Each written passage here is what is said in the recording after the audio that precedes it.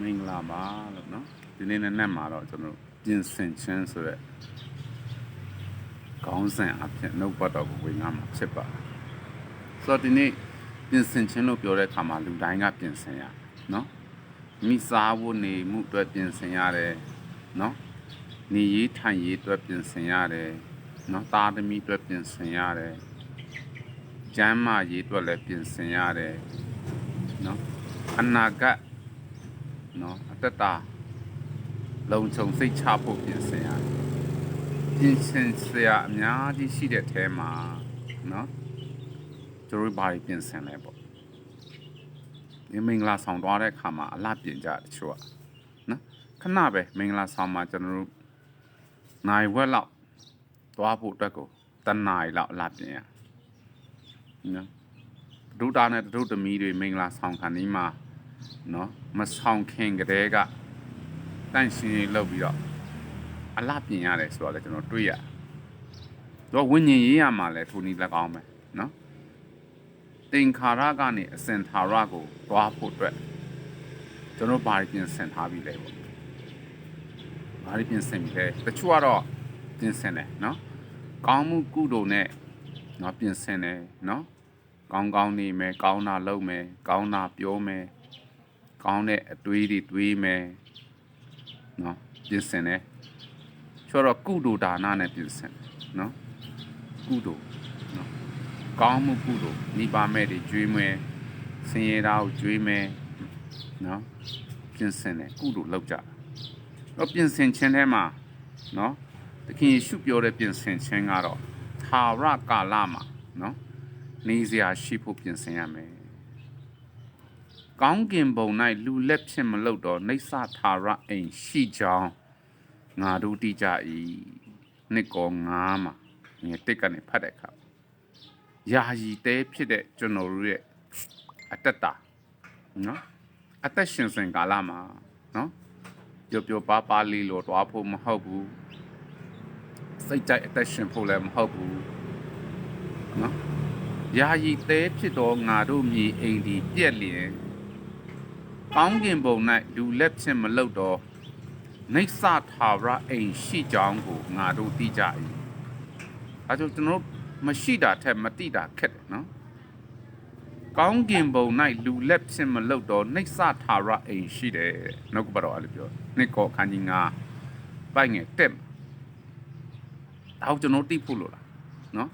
ဒီလောကမှာလူလောက်တဲ့အိမ်ကပျက်စီးနိုင်တယ်နော်တဘာဝဘေးအန္တရာယ်တွေရန်သူမျိုး9ပါးတွေကပျက်စီးတယ်နော်မြင်ငလင်လှုပ်ခြင်းအဖြစ်ပျက်စီးသွားတဲ့နော်ဆုံးရှုံးမှုတွေကျွန်တော်တွေ့ရတယ်နော်စစ်မဲ့ဘေးဒဏ်ကြောင့်နော်ပျက်စီးသွားတဲ့နေအိမ်တွေမြို့တွေကျွန်တော်အများကြီးတွေ့ရဘာတစ်ခုမှမယူသွားနိုင်ဘူးနော်ဘာတစ်ခုမှမယူသွားနိုင်ဝုံကနေတိုင်းကနေနော်အသက်အန္တရာယ်နဲ့ကြုံလာတဲ့အခါမှာဘယ်ဟာကအရေးကြီးလဲလို့ပြောရင်ပစ္စည်းဥစ္စာကအရေးမကြီးဘူးပစ္စည်းဥစ္စာကိုဘယ်သူမှလည်းတိတ်မတွားနိုင်ဘူးနော်အသက်လွတ်အောင်ပြေးရနော်အဲ့တော့အသက်ထက်ဘာမှတန်ဖိုးမရှိဘူးဆိုတော့နော်ကွဲပြားခြားနားမှုကိုကျွန်တော်မြင်တွေ့ရနော်အခုဆိုရင်ကျွန်တော်တို့စစ်မဲ့ဘေးဒဏ်ကြောင့်လူတွေကကိုယ့်ရဲ့မြို့ရွာတွေအိမ်တွေနော်ထားပြီးတော့မှပြေးရနော်ဘေးလွတ်တဲ့နေရာကိုပြေးရဘာမှမတင်နိုင်ဘူးနော်မော်တော်ကားပေါ်မှာတင်လာတဲ့ပစ္စည်းဥစ္စာကိုကျွန်တော်တည်သွားလို့မရစက်လီတွေစီးလာတဲ့အခါမှာနှိမ့်မြုပ်တဲ့အခါမှာစက်လီပေါ်ပစ္စည်းထက်ကိုယ့်ရဲ့အသက်အရေးကြီးတယ်နော်မိမိရဲ့အသက်အရေးကြီးပြီးရင်မိမိရဲ့မိသားစုရဲ့အသက်နော်ချို့သားသမီးတွေအတွက်နော်ပြင်ဆင်ကြနော်သားသမီးတွေပညာရေးအတွက်နော်အနာဂတ်ကောင်းစားရေးအတွက်နေရေးထိုင်ရေးအတွက်ပြင်ဆင်တယ်ဒီနေ့ဝိညာဉ်ရေးရမှာလည်းပဲနော်တမလွန်အတွက်နေစရာအိမ်ရှိဖို့ပြင်ဆင်ရမယ်အရာပြင်ဆင်ထားတဲ့နေစရာအိမ်မှာနေရဖို့အတွက်ပြင်ဆင်ရမယ်ဒါကြောင့်ရှင်မတ်တဲ့ခရစ်ယာန်ခန်းကြီး24မှာငယ်40နဲ့တင်တို့အရှင်ဒီဘယ်ချိန်နိုင်နဲ့ရောက်လာမည်ကိုတင်တို့မသိတော့ကြောင့်စောင့်နေကြလော တခင်ရှုပြန်လာမယ်လို့ပြောပါတယ်နော်ရှင်ရှုကလူစားတိခံယူပြီးတော့မှအပြစ်ကြွေးပေးဆက်တယ်တကြိုချင်းခံတယ်3ရက်မြောက်တော့နေ့မှာတေချင်းနဲ့ထမြောက်တယ်ရက်40တိုင်တရားဟောပြီးမှကောင်းကင်နိုင်ငံတက်ကြွခါနေမှာပြင်ဆင်ပြောဆိုတဲ့အရာပါလဲဆိုရင်တင်တို့အရှင်ဘယ်အချိန်နိုင်မှာပြန်လာမလဲဆိုတာတဲ့တင်တို့မသိတော့ကြောင့်ပြင်ဆင်လျက်စောင့်နေပါ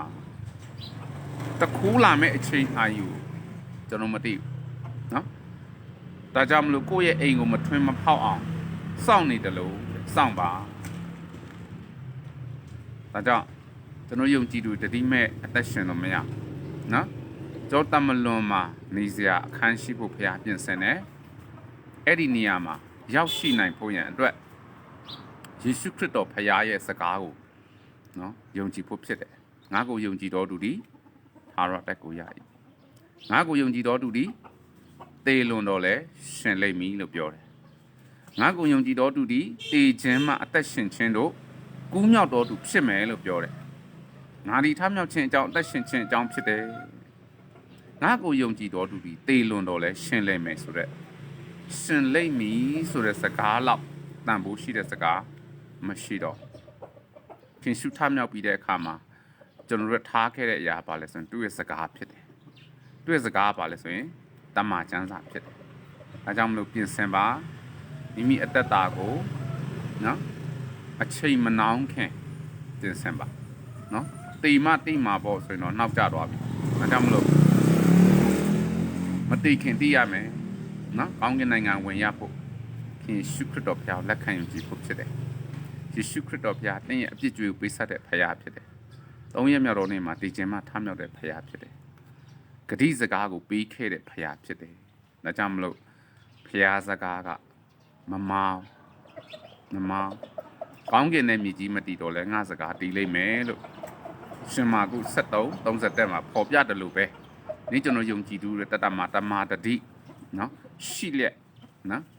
တမာတတိရှိလက်တဲ့မအိပ်ပဲစောင့်နေကြလို့တပိ9မာနတိဟောက်တော်ချင်းတိတ်ကဲ့သို့အဘယ်သူကိုမြူရမည်နည်းဟုလဲ့လေရှာဖွေလျက်ရှိ၏စာရမဏလည်းပဲလိုက်ချောင်းတယ်ဒါကြောင့်ယုံကြည်သူတွေကစာရမဏရဲ့လိညာချင်းမခံရအောင်မလုပ်ရမလဲတမာတတိရှိရမယ်တခင်ရှုဖရားကိုစကားကိုယုံကြည်ရမယ်နော်စာရမဏကတော့ဘယ်သူကိုမြူမလဲဆိုတော့ရည်ရွယ်ချက်နဲ့လိုက်လံရှာဖွေတယ်ဘယ်သူလှည့်ဖြားရမလဲဒီနေ့လှည့်ဖြားခြင်းအားလုံးထဲမှာဖရားစကားကိုလှည့်ဖြားခြင်းမခံရဘူးနော်